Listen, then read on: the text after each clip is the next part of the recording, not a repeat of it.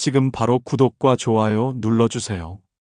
그리고 이 영상을 어디에서 듣고 있는지 알려주세요. 여러분의 이야기가 궁금합니다.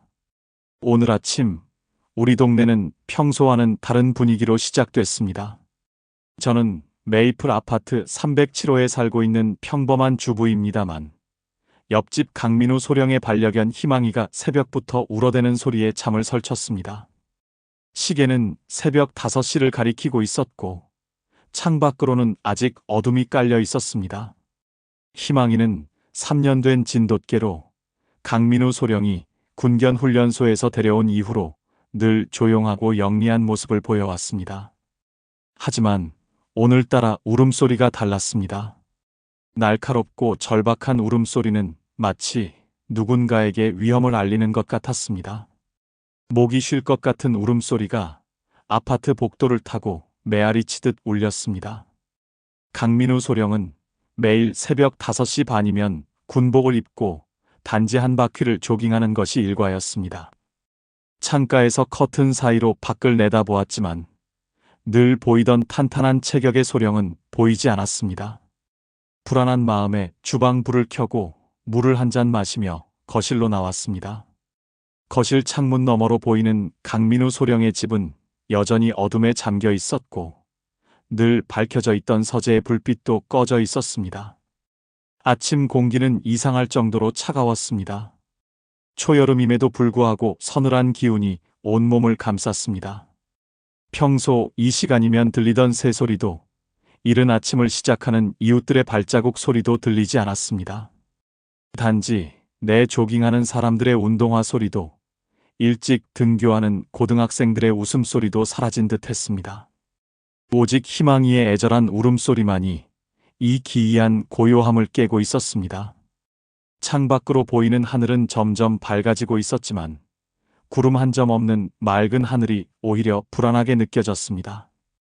20년 넘게 이 아파트에 살면서 이런 불길한 예감은 처음이었습니다. 마치 무언가 큰일이 일어날 것을 암시하는 것 같았습니다. 시계는 6시를 가리키고 있었고, 저는 창가에 서서 점점 밝아오는 하늘을 바라보며 불안함을 삼켰습니다. 커피 한 잔을 끓여 마시면서도 희망이의 울음소리는 계속되었고, 그 소리는 마치 누군가의 생명이 위험에 처했다는 신호 같았습니다. 이웃의 안전을 걱정하는 제 마음속에서도 작은 공포가 피어나기 시작했습니다. 저는 더 이상 견딜 수 없어 7시가 되자마자 전직 경찰이었던 남편 윤재호를 깨웠습니다. 남편은 30년간 강력계 형사로 일하다 6개월 전 퇴직했지만 여전히 예리한 직감과 날카로운 관찰력을 지니고 있었습니다. 특히 강민우 소령과는 매주 일요일 아침 조기 축구를 할 정도로 가까운 사이였습니다. 여보, 뭔가 이상해요. 희망이가 새벽부터 저렇게 우는 건 처음이에요. 남편은 제 말을 듣자마자 침대에서 벌떡 일어났습니다. 잠옷 위에 재킷만 걸친 채 현관문을 나서는데 엘리베이터에서 강민우 소령의 어머니 박영숙 여사가 내렸습니다. 평소 단정하기로 소문난 박영숙 여사의 머리는 헝클어져 있었고 슬리퍼를 잘못 신은 채였습니다. 윤재호 씨, 민우가 전화를 안 받아요. 박영숙 여사의 목소리가 떨렸습니다. 아침 6시에 꼭 전화하는 아이인데 오늘은 10번을 해도 받지를 않네요. 문자도 안 읽고. 희망이의 울음소리는 더욱 처절해졌고 이제는 현관문을 핥히는 소리까지 더해졌습니다. 스크래치 자국이 선명한 문을 보니 아마도 몇 시간째 계속된 것 같았습니다. 남편은 강민우 소령의 현관문 앞에 서서 먼저 초인종을 눌렀습니다. 아무 반응이 없자 이번에는 도마이너스2-도로 문을 두드렸습니다. 민우 씨 계십니까? 남편의 두드리는 소리가 점점 커졌지만 대답은 들리지 않았습니다. 오직 희망이의 발소리와 긁는 소리만이 문 안쪽에서 들려왔습니다. 현관문 밑으로는 불빛 하나 새어나오지 않았고 옆에 있는 창문의 커튼도 모두 닫혀 있었습니다. 혹시 비상키? 남편의 말이 채 끝나기도 전에 박영숙 여사는 낡은 가죽 지갑에서 열쇠를 꺼냈습니다. 손이 너무 떨려 열쇠를 꽂는 데만 몇 번을 실패했습니다. 남편이 조심스럽게 박영숙 여사의 손을 잡고 열쇠를 넣었습니다. 철컥 마이너스 소리와 함께 문이 열리자 찬 기운이 훅 끼쳐왔습니다. 실내는 한겨울처럼 차가웠고 어둠이 가득했습니다. 희망이가 문간에서 저희를 맞이했는데 평소에 반갑게 꼬리치던 모습이 아니었습니다. 눈빛이 불안했고 계속해서 안쪽을 향해 달려갔다가 다시 저희에게 돌아오기를 반복했습니다. 거실 불을 켜자 너무나 완벽하게 정돈된 공간이 드러났습니다. 평소 강민우 소령의 성격을 알기에 이상할 것도 없었지만 오히려 그 완벽함이 기이하게 느껴졌습니다. 티슈 한 장, 먼지 하나 없는 거실은 마치 아무도 살지 않는 전시장 같았습니다.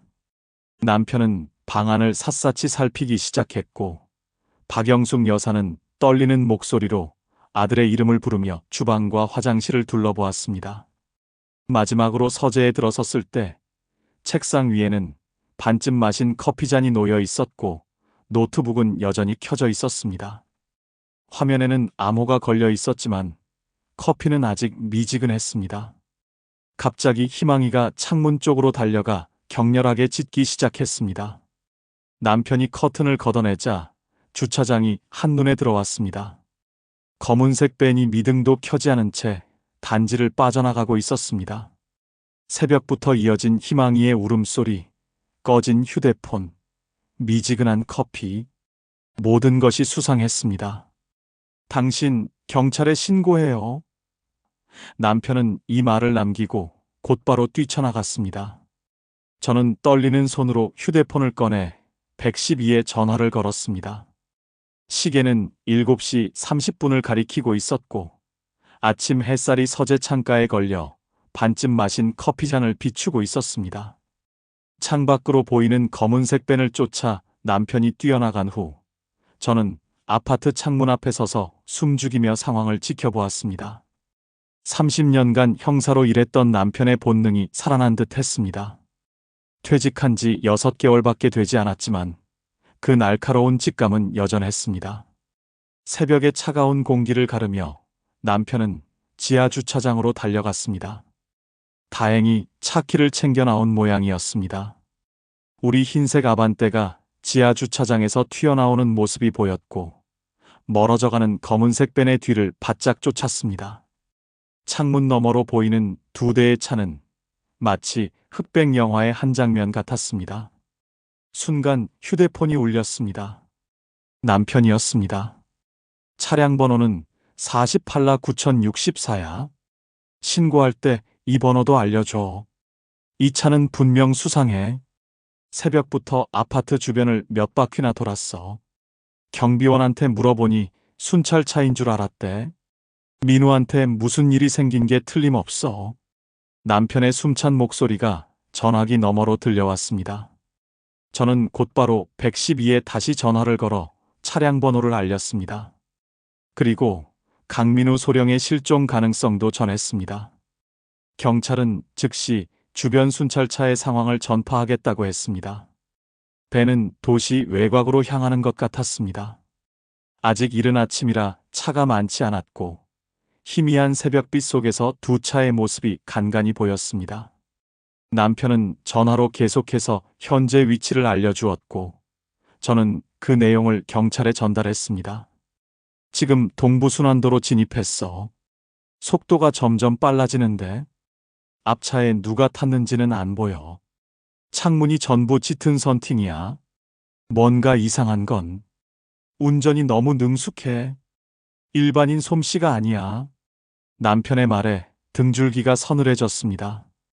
박영숙 여사는 소파에 앉아 계속해서 아들의 휴대폰을 붙잡고 있었고 희망이는 창가에서 안절부절 못하며 계속 밖을 바라보았습니다. 8시가 되자 주변이 환해졌습니다. 그때 경찰차 사이렌 소리가 들렸습니다. 2대의 순찰차가 우리 아파트 앞을 지나갔고 남편이 알려준 방향으로 달려갔습니다.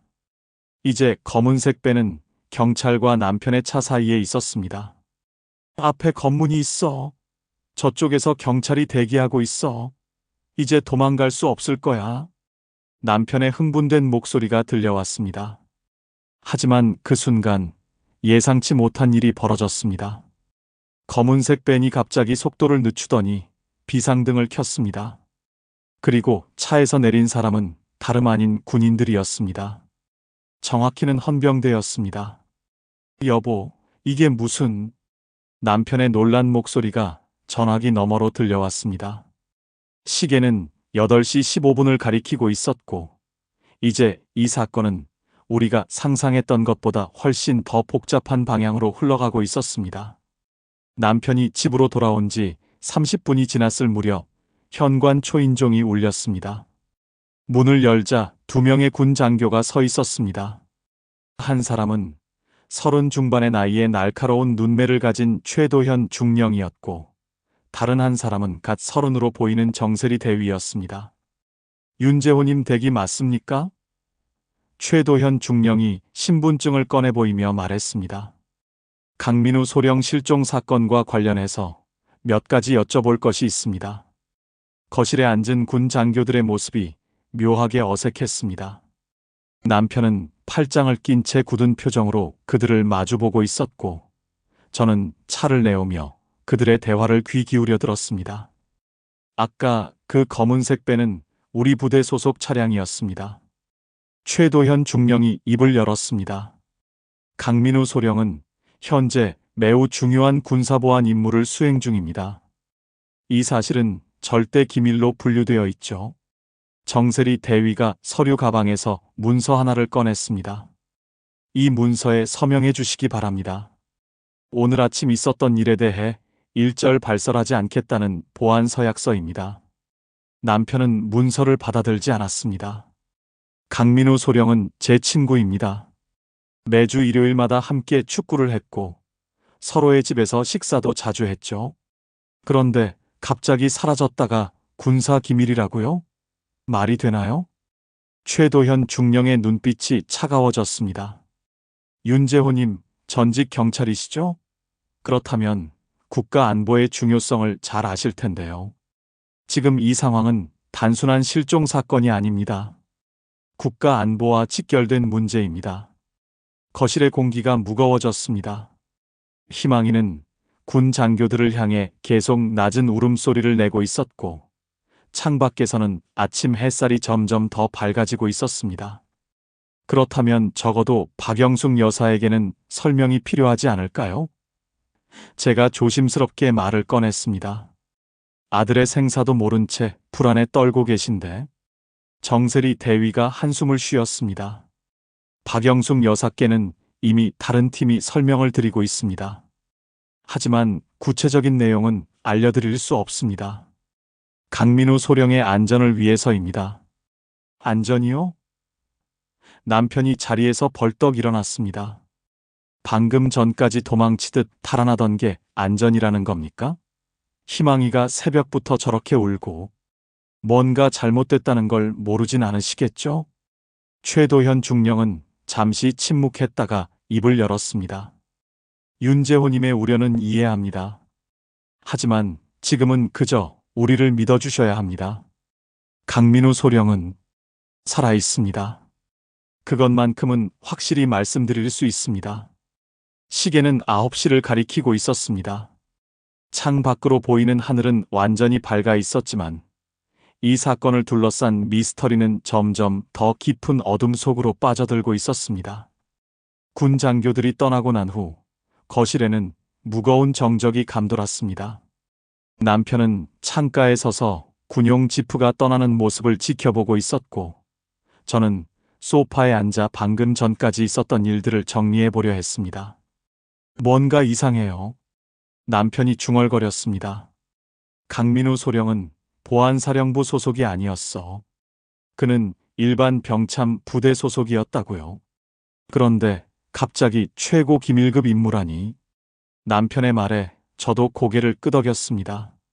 강민우 소령은 지난 추석에도 우리 집에 와서 직접 담근 김치를 칭찬하며 맛있게 먹었고, 명절 연휴 내내 평범한 일상을 이야기했었습니다. 그런 그가 갑자기 기밀 임무를 맡았다는 게 쉽게 납득되지 않았습니다. 정오가 가까워질 무렵 다시 초인종이 울렸습니다. 이번에는 정세리 대위 혼자였습니다. 얼굴이 약간 상기된 것이 보였고 평소의 날카로운 표정 대신 약간은 혼란스러운 기색이 역력했습니다.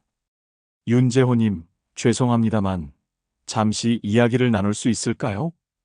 정세리 대위의 목소리에는 급박함이 묻어 있었습니다. 거실에 다시 모였을 때 정세리 대위는 주변을 한번 둘러본 뒤 작은 목소리로 말을 이어갔습니다. 사실 강민우 소령의 임무가 예상보다 더 복잡해졌습니다. 처음에는 단순한 정보 전달 임무였는데 정세리 대위는 잠시 말을 멈추고 한숨을 쉬었습니다. 소령님이 어떤 중요한 사실을 발견한 것 같아요. 그리고 그 발견이 우리 군 내부의 특정 세력과 관련이 있을지도 모릅니다. 남편이 몸을 앞으로 기울였습니다. 무슨 뜻입니까? 강민우 소령의 사망 소식이 내일 신문에 날 겁니다. 정세리 대위의 말에 우리는 숨을 들이켰습니다. 하지만 그건 위장입니다. 소령님의 안전을 위해 불가피한 선택이었죠. 희망이가 갑자기 크게 짖기 시작했습니다. 정세리 대위는 깜짝 놀라 뒤를 돌아보았고 그 순간 밖에서 차 소리가 들렸습니다. 더 이상의 이야기는 못하겠습니다. 다만 정세리 대위는 자리에서 일어나며 서둘러 말했습니다. 강민우 소령을 믿어주세요. 그리고 혹시 소령님이 남긴 어떤 단서를 발견하시면 저한테만 연락해 주십시오. 이건 제 개인 전화번호입니다. 쪽지 한 장을 남기고 정세리 대위가 급하게 현관을 나서는 순간 밖에서 최도현 중령의 목소리가 들렸습니다. 시계는 11시 45분을 가리키고 있었고 창밖의 하늘은 구름 한 점 없이 맑았지만 우리의 마음은 그 어느 때보다 흐렸습니다. 오후가 되자 날씨가 흐려지기 시작했습니다. 창밖으로 보이는 하늘은 점점 더 잿빛으로 변해갔고 간간히 천둥 소리도 들려왔습니다. 희망이는 계속해서 안절부절 못하는 모습이었습니다. 특히 강민우 소령의 집 뒷마당을 향해 짖는 횟수가 잦아졌습니다. 저 녀석이 뭔가를 알고 있는 것 같아요. 남편이 희망이를 유심히 지켜보며 말했습니다. 강민우는 군견 조련사 출신이에요. 희망이를 특별히 훈련시켰을지도 모르죠. 남편의 말이 채 끝나기도 전에 희망이가 갑자기 뒷마당 쪽으로 달려갔습니다. 비가 내리기 시작했지만 희망이는 마당 한켠의 벚나무 아래를 계속해서 파고들었습니다. 저기 뭔가 있는 것 같아요. 비를 맞으며 뒷마당으로 나갔습니다. 희망이가 파고 있는 곳에는 작은 정원용 장식품이 놓여 있었습니다. 평범한 시멘트 동물 장식이었는데 자세히 보니 바닥이 살짝 비뚤어져 있었습니다. 남편이 조심스럽게 장식품을 들어 올렸습니다. 그 아래에는 검은 비닐로 단단히 쌓인 작은 물체가 있었습니다. 방수 처리가 완벽하게 되어 있었고 비닐을 풀자 군용 USB가 모습을 드러냈습니다. 이건 군에서만 사용하는 특수 보안 USB예요. 남편이 USB를 살펴보며 말했습니다. 강민우가 일부러 숨겨둔 게 분명해요. 희망이한테 이걸 찾으라고 훈련시켰던 거죠. USB 표면에는 일련 번호와 함께 기밀 표시가 선명했습니다. 비는 점점 더 거세졌고 우리는 서둘러 집 안으로 들어왔습니다. 정세리 대위한테 연락해야 할까요? 제가 물었습니다. 남편은 잠시 생각에 잠겼다가 고개를 저었습니다. 아직은 아니요. 이게 뭔지 먼저 확인해 봐야 해요. 강민우가 이걸 숨겨둔 데는 이유가 있을 거예요. 남편은 노트북을 켰지만 USB를 연결하자마자 특수한 암호 입력창이 떴습니다. 군용 특수 보안 장치였습니다. 화면에는 TOP SECRET-MILITARY ACCESSONLY라는 경고문과 함께 복잡한 암호 입력 시스템이 표시되었습니다. 이건 내가 본 적 없는 수준의 보안이에요. 남편이 고개를 저었습니다. 일반적인 군사 기밀 문서와도 달라요. 이건 마치 검은 사업부에서나 쓸 법한 수준입니다. 창밖의 비는 더욱 거세졌고 천둥 소리가 가까이서 들렸습니다. 희망이는 이제 조용해졌지만 계속해서 USB를 뚫어지게 바라보고 있었습니다. 시계는 오후 2시를 가리키고 있었고 우리의 손에 들린 USB에는 어쩌면 강민우 소령의 생명이 달린 비밀이 담겨 있을지도 모른다는 생각이 들었습니다. 오후의 폭우는 점점 더 거세졌습니다. 창밖으로 보이는 풍경이 흐릿해질 정도로 비가 쏟아지는 가운데 우리는 거실에서 이 상황을 정리해보고 있었습니다. 남편은 쪽지에 뭔가를 끊임없이 적어 내려가고 있었고 저는 발견한 USB를 계속 살펴보았습니다. 뭔가 이상한 점이 너무 많아요. 남편이 볼펜을 내려놓으며 말했습니다. 첫째, 최도현 중령은 오늘 새벽에 바로 현장에 나타났어요. 신고도 하기 전에 말이죠. 둘째, 정세리 대위는 분명 내부 갈등을 암시했어요. 셋째, 강민우의 위장 사망. 이 모든 게 너무 급하게 진행되고 있어요. 갑자기 휴대폰이 울렸습니다. 발신자 표시가 없는 번호였습니다. 남편이 전화를 받자 잠시 침묵이 흐르더니 낮은 목소리가 들려왔습니다. 윤재호 씨, 저예요. 강민우입니다. 남편의 표정이 굳어졌습니다. 스피커폰을 켜자 강민우 소령의 긴박한 목소리가 들려왔습니다. 시간이 없습니다. 제가 발견한 것들이 예상보다 훨씬 심각해요. 우리 군 내부에 비밀 조직이 있었어요. 그들이 국가 기밀을 외부로 유출하고 있었죠. 제가 우연히 그 증거를 찾았는데 순간 전화 너머로 굉음이 들렸고 강민우 소령의 숨찬 목소리가 이어졌습니다. 희망이가 뭔가를 찾았나요? 네, USB를 발견했습니다. 남편이 대답했습니다. 절대 군에 넘기지 마세요. 최도현은 그들 중 하나입니다.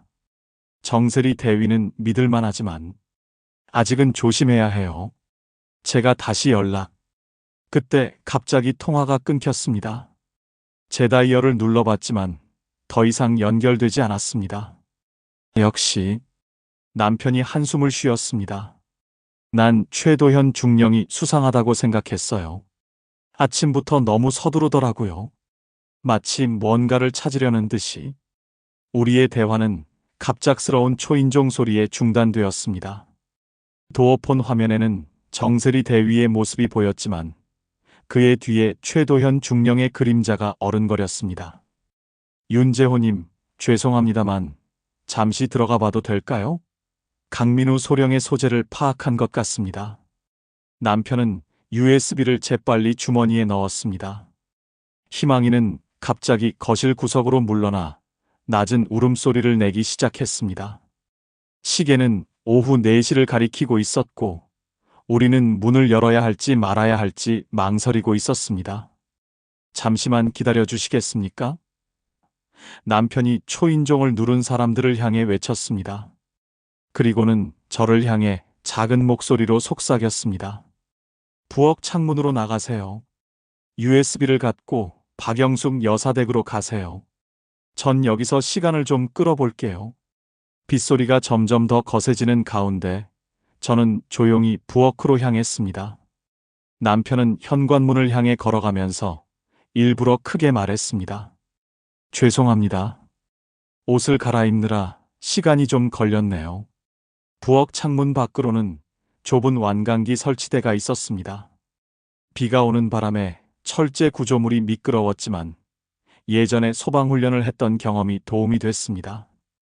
희망이는 제 행동을 지켜보다가 갑자기 크게 짖기 시작했습니다. 무슨 소리지? 밖에서 최도현 중령의 목소리가 들렸습니다. 아, 우리 집 강아지가. 남편의 목소리가 들리는 순간 저는 재빨리 창문을 넘어 옆집 베란다 쪽으로 이동했습니다. 현관문이 열리는 소리가 들렸습니다. 빗물이 온몸을 적시는 가운데 저는 간신히 옆집 베란다에 도착했습니다. 다행히 박영숙 여사의 베란다 문은 잠겨 있지 않았습니다. 아니, 김미숙 씨? 박영숙 여사가 놀란 목소리로 저를 맞이했습니다. 쉿! 저는 손가락을 입에 대며 조용히 해달라는 신호를 보냈습니다. 그리고 주머니에서 USB를 꺼내 보여주었습니다. 우리 집에서는 여전히 대화 소리가 들려왔습니다. 강민우 소령이 연락했다고요? 정세리 대위의 목소리였습니다. 아니요, 전혀요. 남편의 침착한 목소리가 이어졌습니다. 아까 말씀하신 대로 기다리고만 있었습니다. 윤재호 씨. 최도현 중령의 목소리가 갑자기 날카로워졌습니다. 혹시 오늘 오후에 뭔가 발견하신 건 없습니까? 사소한 것이라도. 그때였습니다. 희망이가 갑자기 뒷마당 쪽으로 달려나가며 크게 짖기 시작했습니다. 저 녀석이 왜 저러지? 정세리 대위의 의아한 목소리가 들렸습니다. 아침부터 저래요. 산책을 못 나가서 그런가 봐요. 남편이 대답했습니다. 잠시 후 우리 집 부엌에서 움직이는 소리가 들렸습니다. 누군가가 창문을 확인하는 것 같았습니다. 중령님, 부엌 창문이 열려 있습니다. 처음 듣는 남자의 목소리였습니다. 전체 수색하라. 최도현 중령의 차가운 명령이 떨어졌습니다. 박영숙 여사와 저는 숨을 죽인 채 거실 깊숙이 몸을 숨겼습니다. 빗소리가 점점 더 거세져 천둥 소리와 뒤섞이는 가운데 복도에서는 발소리가 들려오기 시작했습니다.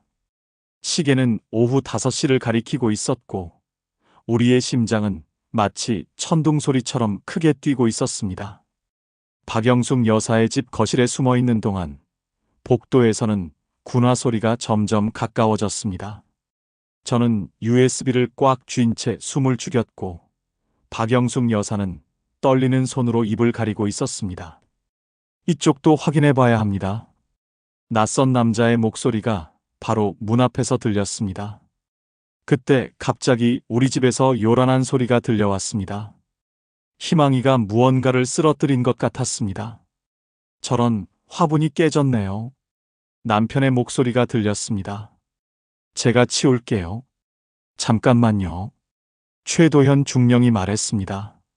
정대위, 이쪽 층 전체를 수색하기 전에 서류부터 작성하시죠. 윤재호 씨, 여기 앉으시고 진술서 작성부터 하시겠습니다. 복도의 발소리가 멀어졌습니다. 남편이 일부러 시간을 끌어주고 있다는 것을 직감적으로 알 수 있었습니다. 잠시 후 제 휴대폰이 진동했습니다. 문자 메시지였습니다. 지금 밖에 있습니다. 강민우 소령입니다. 주차장 3층 하늘색 아반떼로 오세요. 박영숙 여사와 눈이 마주쳤습니다. 그녀는 천천히 고개를 끄덕였습니다. USB? 민우가 남긴 거죠? 박영숙 여사가 작은 목소리로 물었습니다. 네. 희망이가 찾아냈어요. 민우는 살아있는 거죠? 네, 분명히 살아있어요. 방금 연락이 왔으니까요. 박영숙 여사의 눈에 눈물이 고였습니다. 그리고는 갑자기 일어나 안방으로 들어갔다가 돌아왔습니다. 손에는 오래된 등산복이 들려 있었습니다. 이거 입으세요. 제 것인데. 당신 옷은 다 젖었잖아요. 그리고 박영숙 여사는 화장실 쪽을 가리켰습니다. 저기 비상구가 있어요. 예전에 소방점검할 때 본 적이 있어요. 빗소리는 여전히 거세게 들렸지만 이제는 오히려 우리의 은신처가 되어 주었습니다. 등산복으로 갈아입고 화장실 비상구를 통해 건물 뒤편으로 빠져나왔습니다. 주차장으로 향하는 동안 제 심장은 터질 듯이 뛰었습니다. 주변에 군인들이 있을지 모른다는 생각에 매 순간이 긴장의 연속이었습니다. 드디어 3층 주차장에 도착했을 때 하늘색 아반떼가 보였습니다. 차 안에는 한 남자가 앉아 있었고 보조석 창문이 조용히 내려왔습니다. 김미숙 씨, 빨리 타세요. 강민우 소령의 목소리였습니다. 하지만 그의 모습은 제가 알던 모습과 달랐습니다. 검은 선글라스를 끼고 있었고 수염도 기른 상태였습니다. 차에 타자마자 차는 출발했습니다. 시계는 오후 6시를 가리키고 있었고 우리는 빗줄기를 가르며 어둠이 깔리기 시작하는 도시를 빠져나가고 있었습니다. 도시를 벗어나는 고속도로에서 강민우 소령은 마침내 입을 열었습니다. 빗물이 유리창을 타고 흘러내리는 가운데 그의 이야기가 시작되었습니다. 제가 발견한 건 군 내부의 비밀 조직에 관한 증거였습니다. 그들은 수년간 군사 기밀을 해외로 유출해왔어요. 처음에는 단순한 의심이었는데 파고들수록 최상층부까지 연결된 거대한 조직이었습니다. 강민우 소령의 목소리는 무거웠습니다.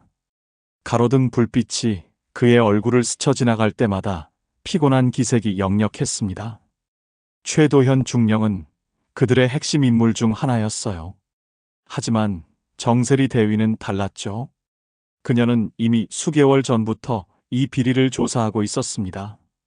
제가 위장 사망을 선택한 것도 정 대위의 도움이 있었기에 가능했어요. 도로 위로 비가 더욱 거세게 내리기 시작했습니다. 와이퍼가 최고 속도로 움직이는 소리가 차 안을 가득 채웠습니다. USB에는 모든 증거가 담겨 있습니다. 거래 내역, 연락망, 비밀 계좌. 이걸 검찰에 전달하면 모든 게 밝혀질 거예요. 정 대위는 이미 신뢰할 만한 검사들과 접촉해 두었답니다. 잠시 침묵이 흘렀습니다. 저는 문득 남편과 희망이가 걱정되었습니다. 걱정 마세요. 윤재호 씨는 안전할 겁니다. 정 대위가 지금쯤 모든 걸 설명했을 거예요. 그리고 희망이 정말 잘 훈련된 아이죠. 제가 이런 날이 올 것을 대비해서 특별히 훈련시켰거든요. 갑자기 휴대폰이 울렸습니다. 남편이었습니다. 여보, 괜찮아요. 이제 모든 게 끝났어요. 정세리 대위가 특수부대와 함께 최도현을 체포했대요. 다른 조직원들도 지금 검거 중이래요. 안도의 한숨이 절로 나왔습니다. 강민우 소령의 얼굴에도 작은 미소가 번졌습니다. 이제 어디로 가시는 거예요? 제가 조심스럽게 물었습니다. 일단 안전한 곳으로 가야 해요. 이 사건이 완전히 마무리될 때까지는요. 하지만 곧 돌아올 겁니다. 어머니와 희망이가 기다리고 있으니까요. 고속도로 위로 달빛이 스며들기 시작했습니다. 비가 그치고 구름이 걷히면서 밤하늘이 모습을 드러냈습니다. 시계는 이제 저녁 7시를 가리키고 있었고 우리는 어둠 속으로 달려가고 있었습니다. 하지만 이 어둠은 더 이상 두렵지 않았습니다. 새벽부터 시작된 긴 하루가 마무리되어가는 지금 저는 이상하게도 마음이 평온해졌습니다. 진실은 결국 빛을 보게 되었고 우리는 그 진실을 지켜내는데 작은 역할을 했으니까요. 차창 밖으로 보이는 수많은 별들이 마치 우리의 여정을 축복해주는 것만 같았습니다. 오늘도 여의도의 아침은 안개로 흐렸습니다. 입사 3개월 차 신입 기자인 저는 평소처럼 일찍 출근하는 중이었습니다. 하지만 오늘은 뭔가 달랐습니다. 평소 같으면 사회부 선배인 오준석 기자가 벌써 3통의 메시지를 보냈을 시간이었지만 휴대폰은 조용했습니다. 디지털 일보 사옥이 보이는 거리에 들어섰을 때였습니다. 사람들이 웅성거리며 한쪽을 바라보고 있었습니다. 흐린 하늘 아래 우리 신문사 건물 옥상에 경찰 헬기가 떠 있었습니다. 박하영 기자. 현관 앞에서 김도윤 사회부장이 저를 발견하고 급하게 불렀습니다. 평소에 카리스마 넘치는 모습이 아닌 창백한 얼굴이었습니다. 오준석 기자 연락 받았어? 아니요, 아침부터 연락이 없어서 이상하다고 생각했는데 어젯밤부터 연락이 두절됐어. 마지막으로 본 사람이 너라며? 어제 저녁 오준석 선배는 평소와 다르게 들떠 있었습니다. 역대급 특종이라며 취재 수첩을 들고 어딘가로 급하게 나갔죠. 저에게는 하연아, 내일 아침에 대단한 걸 보여줄게. 라는 말만 남기고요. 사무실에 가보면 뭔가 단서가 있을까요? 김도윤 부장과 함께 5층 사회부 사무실로 향했습니다. 오준석 선배의 자리는 평소와 달리 깔끔하게 정돈되어 있었습니다. 컴퓨터는 꺼져 있었고 책상 위에는 빨간색 포스트잇 한 장만이 덩그러니 놓여 있었습니다. 진실은 항상 버튼 하나로 시작된다. 저와 부장은 서로를 쳐다보았습니다.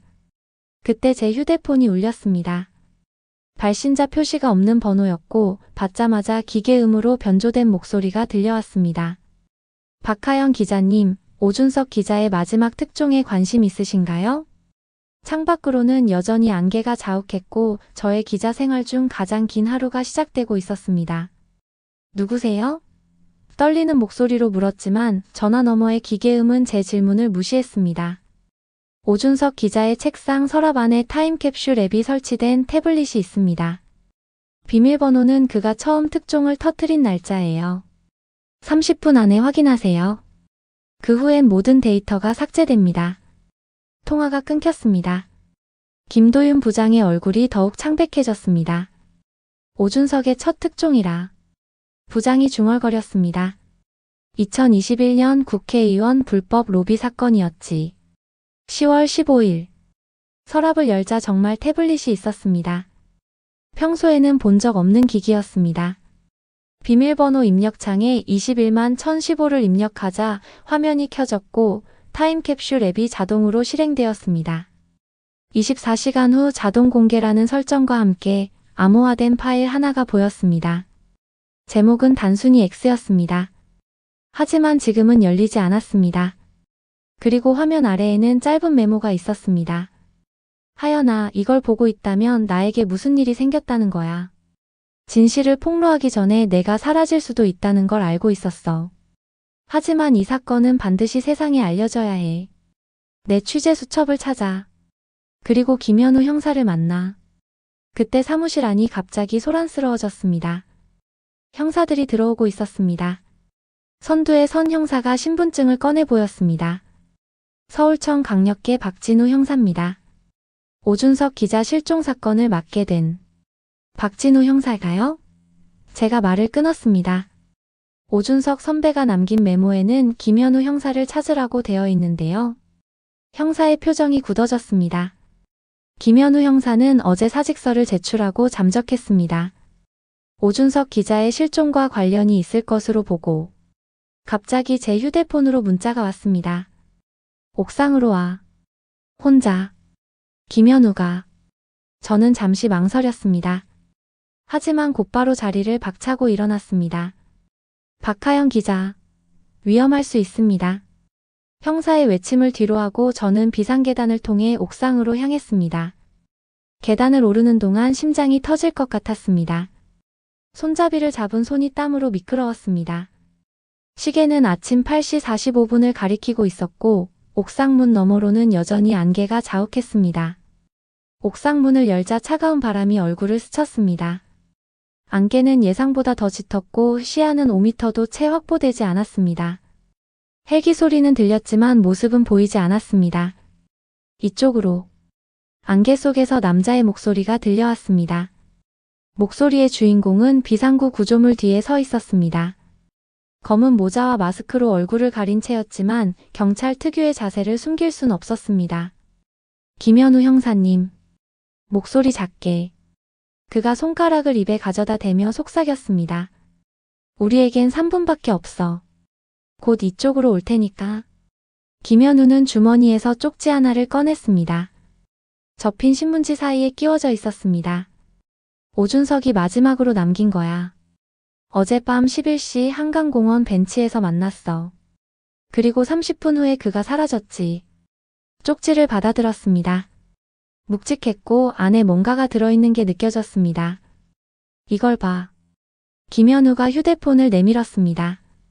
화면에는 한강공원의 CCTV 영상이 재생되고 있었습니다. 어두운 화면 속에서 오준석 선배가 누군가와 이야기를 나누다가 갑자기 쓰러지는 모습이 보였습니다. 독살이에요? 아니, 기절시킨 거야. 봐, 저기 차량이 접근하는걸? 번호판은 가짜야. 하지만 저 차의 특징적인 흠집을 추적했어. 국회의사당 정문 CCTV에도 찍혔더군. 순간 아래층에서 소리가 들렸습니다. 누군가가 계단을 올라오고 있었습니다. 시간이 없어. 김현우가 급하게 말했습니다. 그 쪽지 속 USB를 잘 보관해. 내용은 절대 혼자 보지 마. 오늘 밤 11시 디지털 도서관 뒤편 카페에서 만나자. 그때 오준석이 무슨 특종을 쫓다가 사라졌는지 설명해 줄게. 잠깐만요. 선배는 살아있는 거예요? 김현우는 대답 대신 고개를 끄덕였습니다. 그리고는 안개 속으로 재빨리 사라졌습니다. 옥상 문이 열리는 소리와 함께 형사들이 나타났지만 이미 김현우의 모습은 보이지 않았습니다. 박하영 기자, 괜찮으세요? 박진우 형사가 달려왔습니다.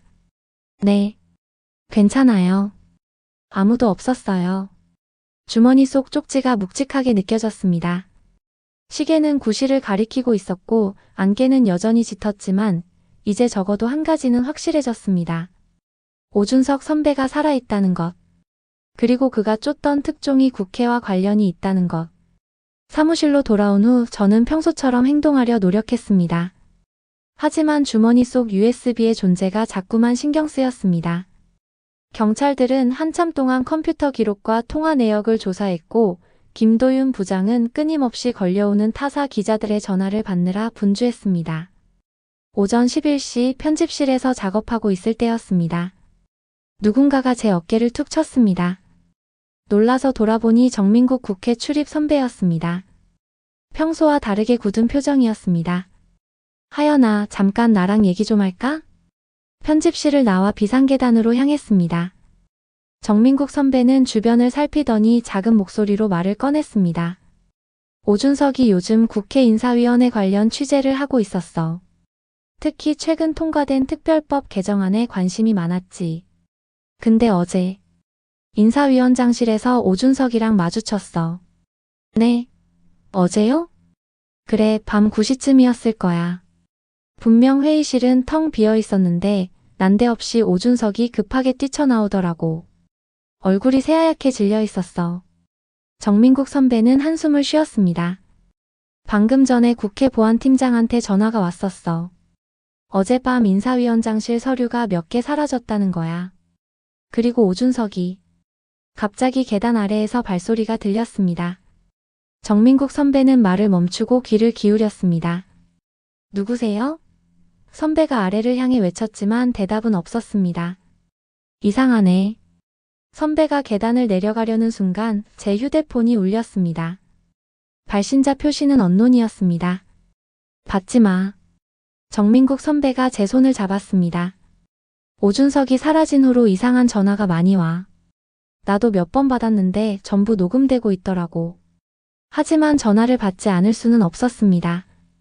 받자마자 또다시 그 기계음이 들려왔습니다. 박하영 기자, USB는 잘 보관하고 계신가요? 그건 지금 당신 손에 있어야 할 물건이 아닙니다. 일시간 안에 여의도 공원 벤치에 놓고 가세요. 그러면 아무 일도 없었던 걸로 하죠. 전화가 끊겼습니다. 정민국 선배의 얼굴이 어두워졌습니다. 하연아, 설마 네가 뭔가를... 말이 채 끝나기도 전에 비상구 문이 갑자기 열렸습니다. 검은 정장 차림의 남자 둘이 서 있었습니다. 손에는 국정원 신분증이 들려 있었습니다. 박하영 기자님, 잠시 협조 좀 부탁드리겠습니다. 시계는 11시 30분을 가리키고 있었고 창밖의 안개는 걷혔지만 상황은 점점 더 안개 속으로 빠져드는 것 같았습니다. 국정원 요원들은 저를 사내 회의실로 안내했습니다. 평소 편집회의가 열리던 곳이었지만 오늘은 묘하게 낯설게 느껴졌습니다. 두 요원 중 한 명이 문을 닫고 창문 블라인드를 내렸습니다. 저희는 대테러 정보국 소속입니다. 나이가 좀 더 많아 보이는 요원이 말했습니다. 최근 국회 인사위원회를 겨냥한 해외 세력의 공작 활동이 포착됐습니다. 오준석 기자가 우연히 그 증거를 입수한 것 같더군요. 테이블 위에는 제 프로필이 놓여 있었습니다. 입사 전 기록까지 모두 있었습니다. 박하영 기자님, 오준석 기자의 마지막 취재원이 누구였는지 알고 계신가요? 아니요, 모릅니다. 인사위원회 비서실 직원이었습니다.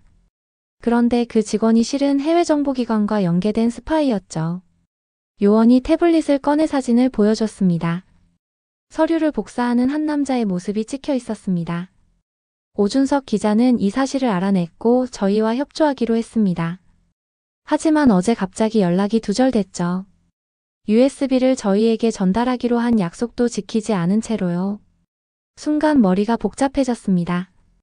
김현우 형사의 말대로라면 오준석 선배는 납치된 것이고 국정원의 말대로라면 그는 스파이 사건의 제보자였다는 겁니다. USB를 저희에게 주시면 오준석 기자의 안전을 보장하겠습니다. 그때 제 휴대폰이 진동했습니다.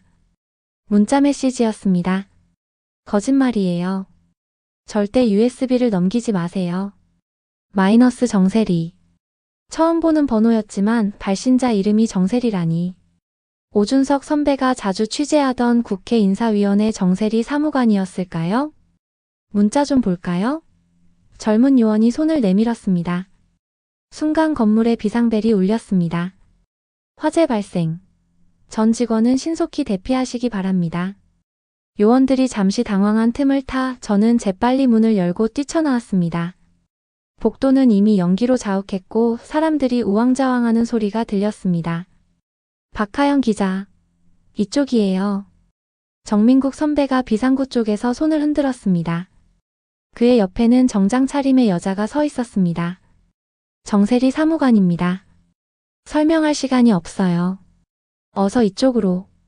시계는 12시 15분을 가리키고 있었고 회사 건물은 순식간에 아수라장이 되어버렸습니다. 정세리 사무관은 우리를 비상계단으로 안내했습니다.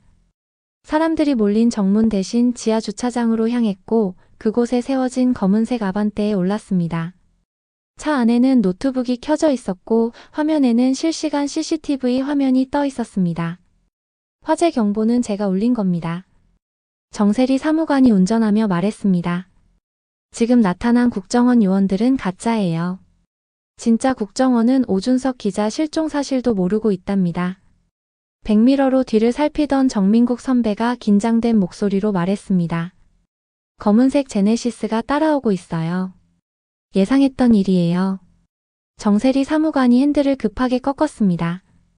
USB 보여주세요. 주머니에서 USB를 꺼내자 정세리 사무관은 노트북에 연결했습니다. 암호 입력창이 떴고 그녀는 망설임 없이 무언가를 입력했습니다. 어떻게 비밀번호를? 제가 묻자 그녀가 쓴웃음을 지었습니다. 제가 알려줬으니까요. 전 오준석 기자의 내부 제보자였거든요. 하지만 어제 누군가가 저희의 연락을 감청하고 있다는 걸 알게 됐어요. 화면에 문서들이 나타났습니다. 국회 인사위원회 비밀회의록과 해외 계좌 내역 그리고 몇 장의 사진이었습니다. 이 사진 속 인물이 정민국 선배가 놀란 목소리로 말했습니다. 인사위원장님이잖아요? 네. 국회 인사위원장이 비밀리에 해외 자금을 받아왔어요. 그리고 그 대가로 특정 인물들을 주요 보직에 앉혔죠. 오준석 기자가 이 증거를 찾아낸 겁니다. 갑자기 차가 크게 흔들렸습니다. 뒷차가 고의로 들이받은 것 같았습니다. 여의도 지하철역으로 갑니다. 정세리 사무관이 말했습니다. 그곳에 오준석 기자가 숨겨둔 또 다른 증거가 있어요. 무슨 증거인데요? 원본 영상이요. 인사위원장과 해외 로비스트들의 만남이 담긴. 갑자기 앞에서 검은색 차량이 나타났습니다. 정세리 사무관이 급브레이크를 밟았고 차는 크게 흔들렸습니다. 노트북이 바닥으로 떨어졌고 USB가 튕겨져 나갔습니다. 내리세요. 빨리. 우리는 차에서 뛰어내려 지하철역으로 달렸습니다. 뒤에서는 발소리와 함께 고함 소리가 들렸습니다. 시계는 오후 1시를 가리키고 있었고 지하철역 안은 점심시간 인파로 붐볐습니다. 지하철역 개찰구를 통과하자마자 정세리 사무관이 우리를 5번 승강장으로 안내했습니다. 뒤에서는 검은 정장 차림의 남자들이 사람들을 해치고 쫓아오고 있었습니다. 오준석 기자가 마지막으로 남긴 메시지가 있어요. 정세리 사무관이 숨을 몰아쉬며 말했습니다. 5번 승강장 마지막 벤치 뒤 타일. 말이 채 끝나기도 전에 등 뒤에서 소리가 들렸습니다. 뒤돌아보니 정민국 선배가 쓰러져 있었습니다. 누군가가 전기 충격기를 사용한 것 같았습니다. 선배님. 제가 돌아서려는 순간 정세리 사무관이 제 팔을 잡아 끌었습니다. 안 돼요. 지금 돌아가면 우리 모두 잡혀요. 승강장은 시끄러웠지만 이상하게도 아무도 우리의 상황에 관심을 두지 않는 것 같았습니다. 마치 미리 준비된 것처럼 사람들은 무관심한 눈길로 우리를 스쳐 지나갔습니다. 마지막 벤치에 도착했을 때 전동차가 들어오기 시작했습니다. 정세리 사무관은 재빨리 벤치 뒤 타일을 살폈습니다. 한 장의 타일이 살짝 떨어져 있었고 그 뒤에는 작은 메모리 카드가 숨겨져 있었습니다. 찾았어요. 그때 스피커에서 안내방송이 흘러나왔습니다. 여의도역에 수상한 자가 있다는 신고가 들어와 잠시 운행을 중단합니다. 승객 여러분께서는 역무원의 안내에 따라. 순간 정세리 사무관의 얼굴이 굳어졌습니다. 그들이 역 통제권을 장악했나 봐요. 승강장 양쪽 출구에서 검은 정장 차림의 남자들이 나타나기 시작했습니다. 우리는 완전히 포위된 상태였습니다. 하연 씨, 이걸 받아요. 정세리 사무관이 메모리 카드를 제 손에 쥐어줬습니다. 제가 시간을 좀 벌 테니 기회가 생기면 전동차에 타요. 반드시 진실을 알려야 해요. 잠깐만요. 혼자 가실 생각하지 마세요. 하지만 정세리 사무관은 이미 승강장 반대편으로 달리기 시작했습니다. 추격자들의 절반이 그녀를 쫓아갔습니다. 그때 갑자기 역내 전체가 어두워졌습니다. 비상등만이 희미하게 켜진 가운데 누군가가 제 어깨를 잡았습니다. 이쪽입니다. 김현우 형사의 목소리였습니다. 시계는 오후 1시 30분을 가리키고 있었고 지하철역은 이제 완전한 혼돈 속으로 빠져들고 있었습니다. 김현우 형사는 저를 이끌고 플랫폼 끝의 비상구로 향했습니다. 어둠 속에서도 그의 움직임은 정확했습니다. 마치 이 모든 상황을 예상하고 있었던 것처럼요. 이쪽은 폐쇄된 공사장으로 연결됩니다. 그가 비상구 문을 열며 말했습니다. 원래 2호선 연장 공사를 하려다가 중단된 곳이에요. 좁은 통로로 들어서자 형광봉 불빛이 우리를 맞이했습니다. 오준석 선배가 서 있었습니다. 살아 있었습니다. 하연아, 미안해. 선배가 미소를 지었습니다. 널 이런 위험한 상황에 휘말리게 해서. 갑자기 통로 입구에서 발소리가 들렸습니다. 우리는 재빨리 깊숙한 곳으로 이동했습니다. 공사장 한켠에는 임시 사무실로 보이는 컨테이너가 있었습니다. 이제 모든 걸 말해줄게. 오준석 선배가 컨테이너 안으로 들어가며 말했습니다. 난 단순한 로비 사건을 취재하다가 우연히 프로젝트 M이란 걸 발견했어. 컨테이너 안에는 작은 모니터와 서버가 설치되어 있었습니다. 김현우 형사가 메모리 카드를 넣자 화면에 문서들이 나타났습니다. 프로젝트 M은 국회 인사위원회를 통해 특정 기업들의 임무를 주요 공공기관장으로 심는 프로젝트였어. 그들은 거대한 조직을 만들어냈지. 국회의원, 기업인, 심지어 검찰 고위직까지. 그래서 도망치신 거예요? 아니, 숨어있던 거야. 정세리 사무관과 김현우 형사의 도움으로. 우리는 이 증거를 검찰 특별수사팀에 전달하려 했어. 하지만 그들이 한 발 앞섰지. 그때 갑자기 컨테이너 밖에서 금속성 물체가 굴러들어오는 소리가 들렸습니다. 연막탄이다. 김현우 형사가 외쳤습니다. 하얀 연기가 순식간에 퍼지기 시작했습니다. 숨을 쉴 수가 없었습니다. 서버. 오준석 선배가 외쳤습니다. 서버만이라도 지켜야 해. 김현우 형사가 재빨리 서버를 들어 올렸습니다.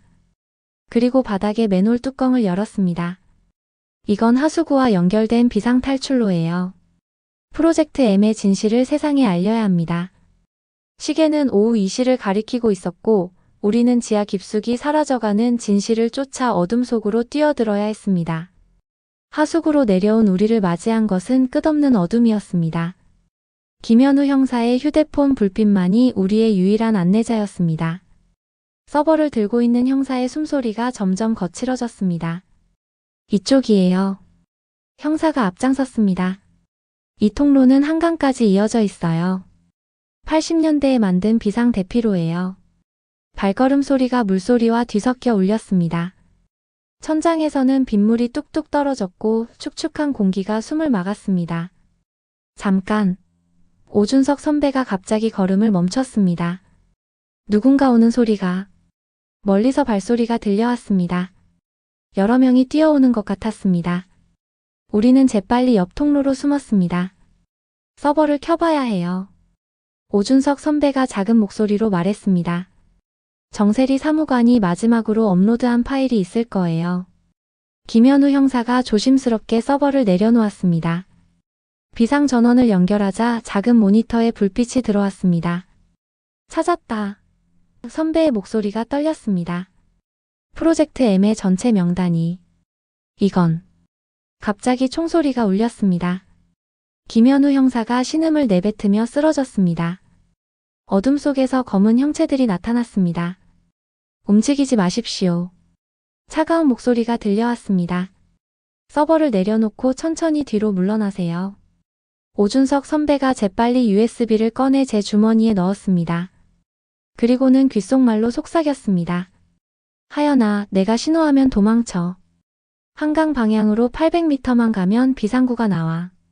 거기서 정민국 선배가 기다리고 있을 거야. 하지만 선배님, 난 괜찮아. 이럴 줄 알고 다 준비해뒀어. USB 속 파일만 언론에 공개되면 돼. 그때 갑자기 김현우 형사가 몸을 일으켰습니다. 방탄복을 입고 있었던 겁니다. 그가 연막탄을 던지자 하수구가 순식간에 하얀 연기로 가득 찼습니다. 지금이야. 오준석 선배가 소리치는 순간 저는 본능적으로 달리기 시작했습니다. 뒤에서는 고함 소리와 총소리가 들렸지만 멈출 수는 없었습니다. 시계는 오후 3시를 가리키고 있었고 제 발걸음 소리만이 어둠 속에서 울려 퍼졌습니다. 800m는 제 인생에서 가장 긴 거리였습니다. 숨이 턱까지 차올랐지만 멈출 수는 없었습니다. 어둠 속에서 손으로 더듬어가며 벽을 따라 달렸습니다. 뒤에서 들리던 발소리와 고함 소리가 점점 멀어졌습니다. 마침내 사다리가 보였습니다. 떨리는 손으로 맨홀 뚜껑을 밀어 올리자 햇빛이 쏟아져 들어왔습니다. 정민국 선배가 손을 내밀어 저를 끌어올렸습니다. 다행이다. 선배의 이마에는 붕대가 감겨 있었습니다. USB는? 여기 있어요. 우리는 즉시 근처에 대기하고 있던 차에 올랐습니다. 운전석에는 박진우 형사가 앉아 있었습니다. 특별수사팀이 움직이기 시작했습니다. 박진우 형사가 백미러를 보며 말했습니다. 방금 인사위원장과 관련 인물들에 대한 체포영장이 발부됐어요. 노트북을 켜자 오준석 선배가 미리 준비해둔 기사가 화면에 떴습니다. 제목은 프로젝트 M 대한민국을 파괴하려던 거대한 음모였습니다. 오준석 선배는 이 순간을 위해 모든 걸 준비해 두셨던 거예요. 정민국 선배가 고개를 끄덕였습니다. 그가 마지막으로 남긴 말이 있어. 진실은 결국 빛을 보게 된다. 그리고 그 빛은 항상 새로운 희망이 된다. 시간은 오후 4시를 가리키고 있었습니다. 디지털일보 속보로 기사가 올라가는 순간 전국의 모든 언론사에 동시에 같은 내용이 타전되었습니다. 오준석 선배는 이미 모든 주요 언론사 기자들에게 증거자료를 준비해 두었던 것입니다. 그로부터 일주일 후 국회 인사위원장과 관련자들이 전원 구속되었습니다.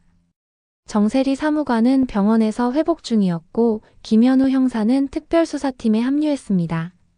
오준석 선배는 아직도 모습을 드러내지 않고 있습니다. 하지만 가끔 편집실 컴퓨터로 익명의 이메일이 도착합니다. 며칠 전에도 메일이 왔습니다. 하연아, 넌 이제 진정한 기자가 되었어. 앞으로도 진실을 향한 열정을 잃지 마. 그리고 기억해.